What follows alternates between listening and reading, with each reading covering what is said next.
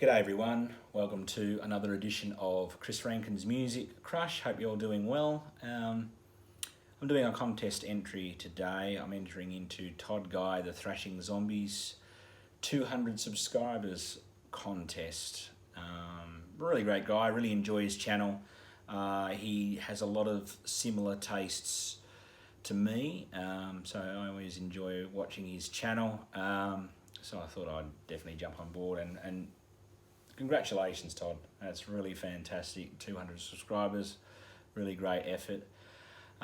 So I have the questions written down. There's only 4, but they've got a couple of sort of parts to them as well. And I'll put a link to his channel in the description of the video as well. So we'll get started.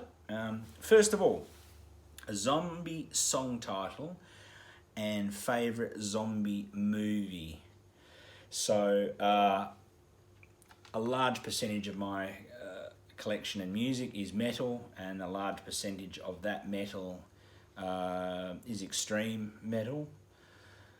So there was a lot of different things I could have put in for the zombie title, or songs about zombie was also the part of the question. But I went for this magnificent piece of work because pretty much every song on this album is about zombies or titled zombies, and even the title of the album is called Ritual Zombie, and this is by the fantastic Spanish death metal band Avulsed from Madrid, Spain.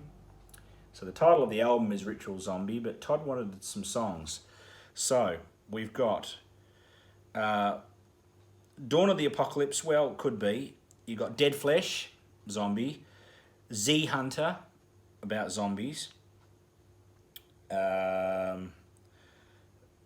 Now the actual song that I'm gonna enter in is, I don't know if you can read that in the glare, but simply just called Zombies. So it gets pretty okay with that. You've also got Elegy for the Rotting, Uniform of the Dead, Brain Suck, which is kind of what the zombies will do anyway. They even do a cover of Death's Zombie Ritual. I was going to show Zombie Ritual of Death, but I thought this album, every song is about zombies. Cult of the Living Dead. Yeah, so pretty much almost every song, so about 80% of the songs on this album are about zombies, and you've got 2 that are pretty much titled with Zombies and Z Hunter, and the album is called A Ritual Zombie. This came out in 2013, fantastic band. I saw them live in 2015, and I've said this many times, but the vocalist is one of the best live growl vocalists I've ever heard. His ability to change his growls and the way that he brings out his deep guttural growls as well live is magnificent, and just all different types of growls. He changes it up, it's never boring, and one of the best live performances I've ever heard and seen. Avulsed. Now number 2, 2 songs by 2 different bands with the same title. So I started looking through, and there was a few that I thought of, and I thought of Triumph of Death, which is a Hellhammer song and a Vader song. But it's one of my least favourite Vader songs, so I thought no. And then all of a sudden I remembered a song title that I have quite a few of, and I probably even got more, but I didn't really go all the way in. But I am going to show 4, because this same song title I have by 4 different bands on different albums, and then none of it is a cover. Now I'm talking about the song titled Epitaph. So first up, on Sanctuary's 1990 album, Into the Mirror Black, we have Epitaph. Let me just show this. It's got a very nice vinyl, this. Very nice indeed. I love this band. For those of you who don't know Sanctuary, they were the band that sort of were before Nevermore, so they were Sanctuary, and then later on Jeff Loomis would join, and they will become Nevermore. And then after Sanctuary, after Nevermore broke up, they've returned back to being Sanctuary again. You can see that wonderful blue vinyl there. So they returned to being Sanctuary again. Rest in peace, Warrell Dane. Such a great band, Sanctuary. If you don't know them, check them out. And of course Nevermore as well. Both great bands. So there's one epitaph by the great band also, Necrophagist. One of the greatest tech death bands of all time. They've only ever released 2 albums. You won't be able to see it. Well, I'll try because the cover's a bit dark. But there's Epitaph. So there's number 2. Yeah, one of the greatest tech death bands of all time. You've got Mohammed Sukmez. You've got Christian Moonsner, one of my favourite guitarists of all time. And of course Hans Grossman on drums, who you name any great death metal, tech death metal album and he's probably on there. So there's Epitaph. If you're watching Necrophagist, Mohammed, could we have another new album, please? It's been a very long time. It would be good. But yeah, that's a very heavily, fast, pummeling song that just absolutely destroys. If you don't know Necrophagist, you've got to check them out. They are one of the best death metal bands of all time. Only 2 albums, but one of the best. That album came out in 2004. That's the second of their albums. So the third epitaph, of course, is on this wonderful album. One of my favourite albums of all time. Where are we there? Track 2. Hang on, over there. Epitaph. Such a great album. Great record. I love King Crimson, one of my favourite bands of all time. This album was a very much part of my early childhood. I've spoken in length a bit about this album in previous videos. But this album was pretty much one of the very founding pieces of adult music in my very early childhood. It was regularly in the background of my house and at my uncle's house.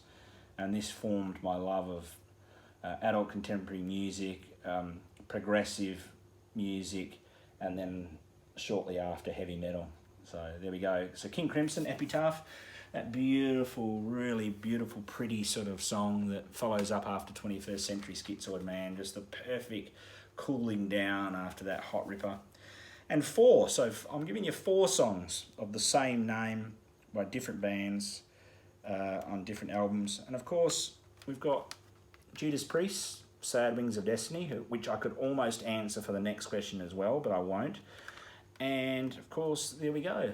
We've got Epitaph as well, which is a really beautiful song, and it's sort of really interesting. It's that piano ballad song. It almost sounds like it could be a Queen song. I've thought that right from the early days. When I was really little and before I even knew this was on this and this album existed, in my very early days of discovering Judas Priest, I actually thought that song was a Queen song, to be honest. But yeah, and I could have used this for my 1976 album, the next question. So there's four Epitaph songs by 4 different bands, 4 different albums. So the next question I've got here, we've got 2 albums of 1976. So he was saying that 1976 was the bicentennial of USA. So he said show 2 albums from 1976. There was millions that I could have chosen. Jefferson Starship, Spitfire, Ian Gillan Band, Child in Time, Judas Priest, Sad Wings of Destiny, just lots and lots of albums, but I've gone for my favourite non-metal band of all time, and that's the Holy Trinity, if you ask me. Rush, Alex, Geddy and Neil, may he rest in peace. Just an absolutely fantastic album, and of course this came out in April 1976, Rush 2112. I have everything, all studio albums of Rush. I love them to bits. Unfortunately, they never came to Australia in all their, 46 years of being a band, or a recorded band. They never came to Australia, so I never got to see them live. They were one of the highest things on my bucket list to see live, but unfortunately, no. But yeah, Rush 2112, 1976.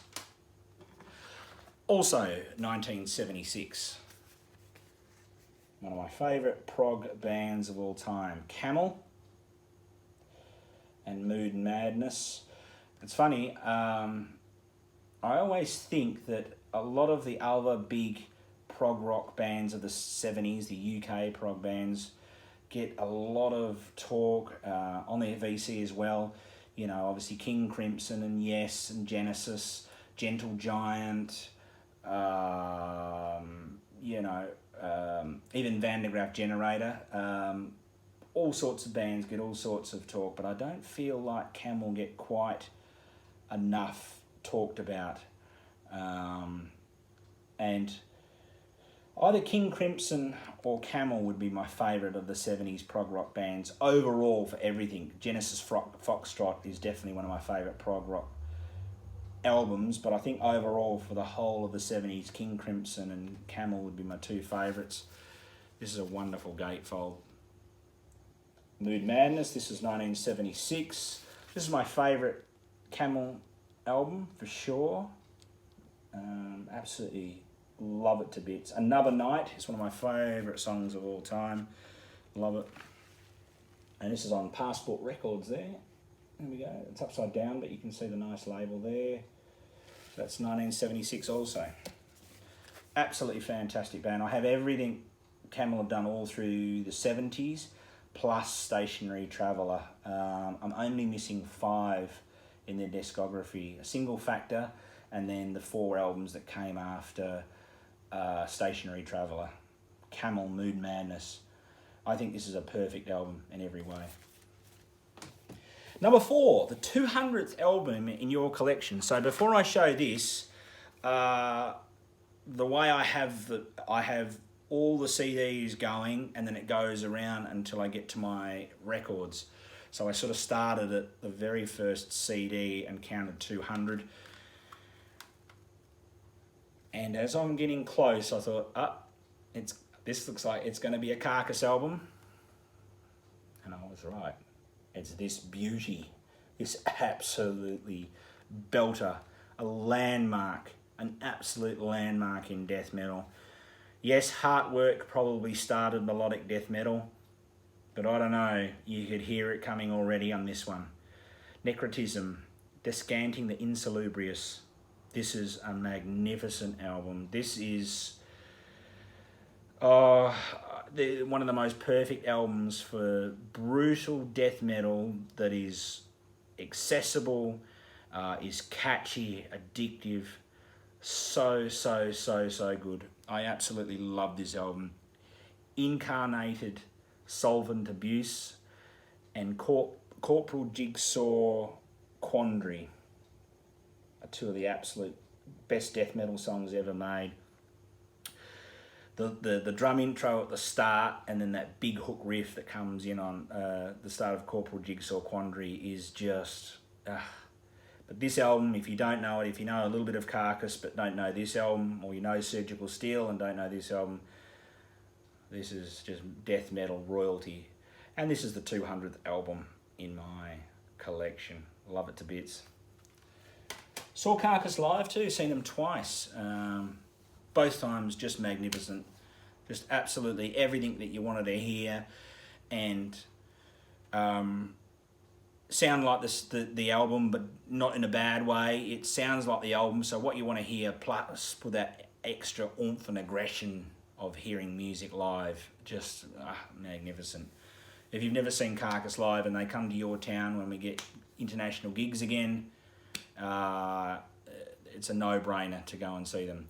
So there we go, Todd. That's my entry. Hope you guys and girls enjoyed the video. You find something that maybe you didn't know about, and if you do have it, maybe it inspires you to take it off the rack and give it a listen. It's all about expansion of music and minds. So really appreciate you watching. Thanks you all, and I'll catch you all very soon. Thanks.